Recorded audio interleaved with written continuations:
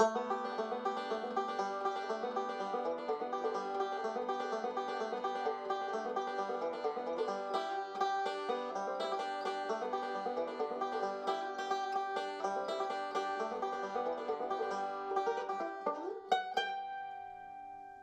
right, welcome to a banjo lesson.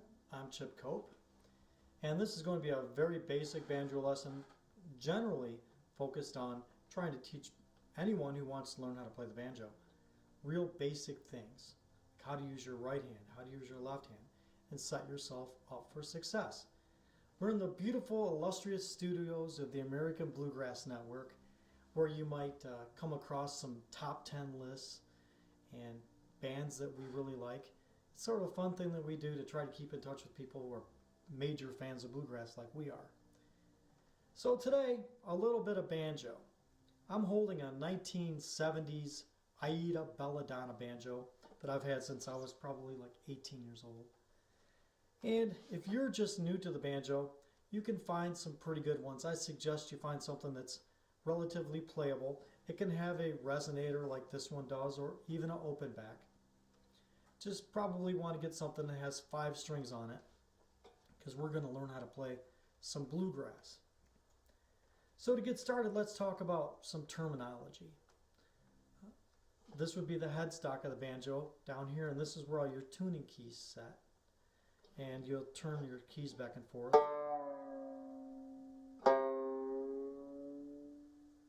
to tune your banjo up. This is the 5th string, and that's what gives you that really cool drony sound that the banjo has. When you come down this way, you're going to have frets. Those are those little wires. And you'd have the 1st fret, 2nd fret, 3rd fret, and your fingers are going to go right between there. And you press down the strings. And that's what gives you those neat, make your notes go up and down. The head of the banjo, the top part, this is the pot. And you've got usually an armrest of some kind, a tailpiece that holds your strings tight, and then you have a bridge and the head. And then this back part here, the resonator, and some banjos don't even have resonators on them. You can have one with one or without one. But to get started, I want to thank you for being here, and I want to remind you to subscribe, and we'll have a lot of lessons coming up. I'm going to try to keep them real simple for basic banjo players. There's a lot of information on the internet. Banjo Band Clark has a great website at banjobandclark.com. You can find Tony Trishka out there giving lessons, I think at Banjo University or something like that. There's a lot of really good information on the internet on how to learn to play the banjo. But I wanted to talk to you about a fundamental thing that I find when a lot of people start is that they're ready to go. They want to play like Earl. They want to play like whoever their favorite banjo player is. And you have to back up from there. Everybody starts at a really fundamental place. And it's not really even right with your left hand. It's with your right hand. The banjo is very right hand centric, I guess you'd call it. So I'm going to teach you a roll today that helped my banjo playing really take off back 1,000 years ago. So let's get the terminology, and maybe it'll help us communicate a little bit as we're going through. Your right hand, you can have finger picks or not when you first start playing. If you're going to play bluegrass banjo for any amount of time, you're going to want to get some finger picks. But your thumb, you got your first finger, which is your index finger, and your second finger, which is your middle finger. And if you get books that have tab or read tab online, you'll find that they'll either call it 1 and 2, usually this is T, 1, 2, or they'll call the tab T, index, I, or M for middle. I really don't teach with tab. I sort of teach a licks-based system that gets you going, and you can add those licks all up and sort of learn how to go from one place to another and develop your own thing. But tab is great. when you go to the store and you get yourself some picks, these are Dunlop 0225 picks. I don't really even know how long I've had them, but they should last you quite a while. You want to take your pick and slide it over your finger where the flat part of the pick here is towards the fleshy part of your finger. You just slide it on there. Okay. Don't put it like a claw or it'll get caught on the strings. You don't get very good tone with that. And you'd never be able to play fast because it would just pull the pick right off your finger. But some people try that and it doesn't work out all that well. For a thumb pick, some kind of a plasticky thumb pick, usually all these picks together cost under $6, under $2 a piece. You can get some great picks though. I've seen people get the blue chip thumb picks and all that. But generally, I just get a good plastic thumb pick that fits my thumb comfortably without cutting off the circulation. So let's get started with the roll. On the banjo, you're going to be tuned in G. That's what we're going to be working out of today. So this fifth string here is a G. The fourth string is a D. Your third string is going to be another G. It's an octave from this one. The second string is a B. And the first string is going to be a D. And most of the time with the banjo, especially when you first start out, you're going to sort of plant your hand there. Some people plant it with their two fingers down, like that. I broke my little finger a couple of years ago when I was playing dodgeball of all things, and I can't straighten that finger, so I hook it around the bridge. It just happens to work for me.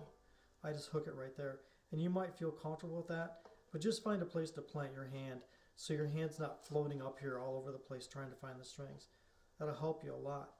The first string that the first roll that we're gonna use is called the thumb in and out roll, and this is what it sounds like.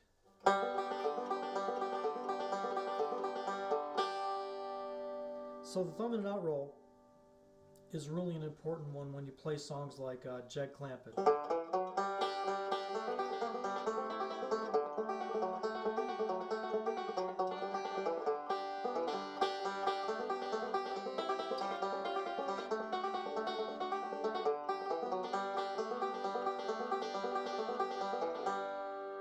Kind of maybe heard it at the end.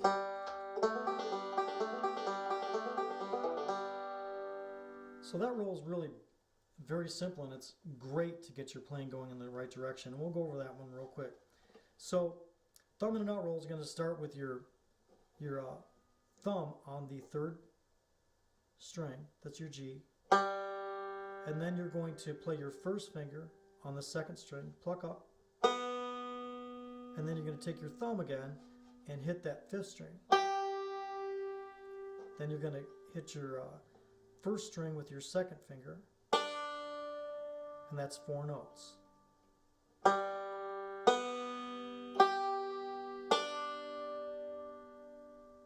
You count that 1 and 2 and I got my little finger this firmly attached to the banjo.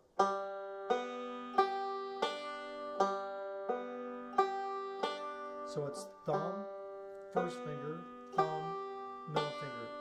And your thumbs make a little pattern like.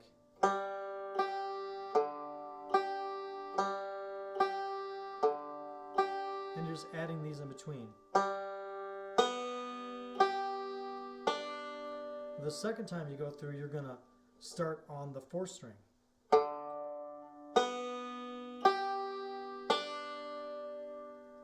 And when you practice that, go nice and slow, get a rhythm going. 1 and 2 and then start with your thumb on the fourth string. 3 and 4 and. Try to make your tone nice and clear.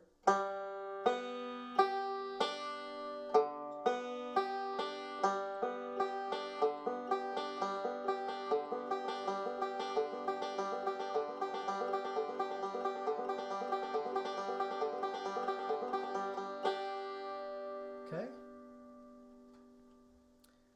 that's a great roll, and we'll be using that in some songs that I'll be teaching you later on down the road. Probably the roll that got me most enthusiastic when I started playing the banjo when I was a young kid was the forward and backward roll. And I'll teach you a song next lesson that specifically uses the forward and backward roll, but let's go over that. The forward and backward roll is just starting with your thumb on the third string. Then you're going to go forward with your first finger on the second string, third finger on the first string, and then your thumb hits the fifth string. So it goes like this.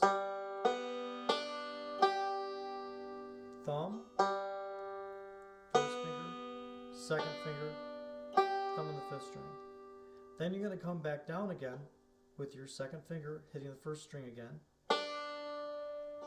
first finger on the second string, thumb back on the middle string there, on your G, and then you're going to pull up to finish the roll on with your second finger on the first string. So it's going to go like this. That's the first part of the roll. Second part of the roll is here.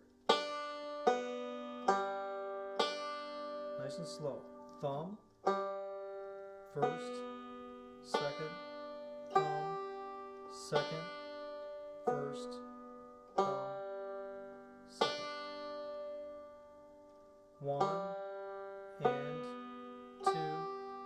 I messed it up. One and two and three and four and.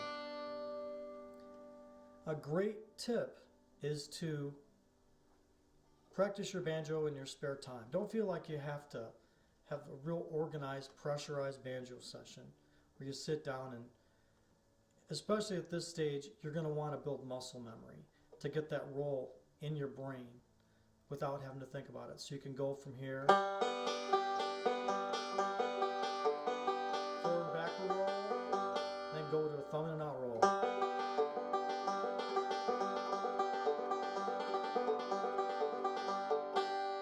That's all muscle memory, and it's really going to help you learn to play the banjo if you get your right hand under control. So practice nice and slow. Get yourself a clothespin and just clamp it over the top of the bridge down here somewhere, and sit down in front of the TV, and with your picks on or with your picks off, you drive your family crazy, you can snap that clothespin on your bridge right there, and it'll mute the sound and make your banjo a lot softer. Some guys take the resonators off the banjo and stuff a little towel back in there, and it just shuts the sound right down so you can keep your right hand working. So today we talked a little bit about a couple of different rolls, your thumb and a knot roll, and your forward and backward roll. Work on those two rolls. Give yourself plenty of time, get them nice and smooth. And if you get your right hand right, you're going to get your banjo playing right. One thing will just follow the other. I want to thank you for being here today. Please remember to like and subscribe. Leave us comments down below. And I look forward to seeing you again. We're going to learn a song called Banjo in the Hollow. Until then, have a great day. Okay.